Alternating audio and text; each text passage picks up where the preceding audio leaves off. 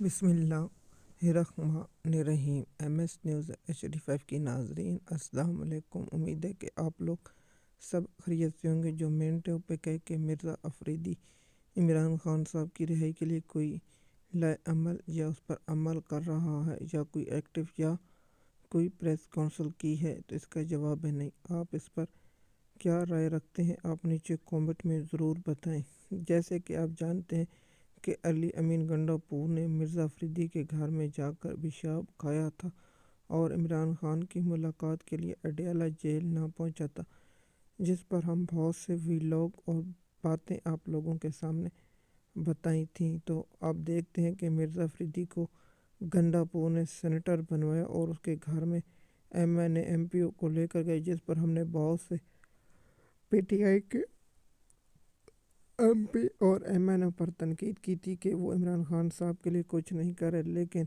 مرزا افریدی کے لیے پہنچ جاتے ہیں۔ تو کیا مرزا افریدی عمران خان صاحب کی ملاقات کے لیے یا عمران خان صاحب کی رہائی کے لیے کچھ کام کیا ہے؟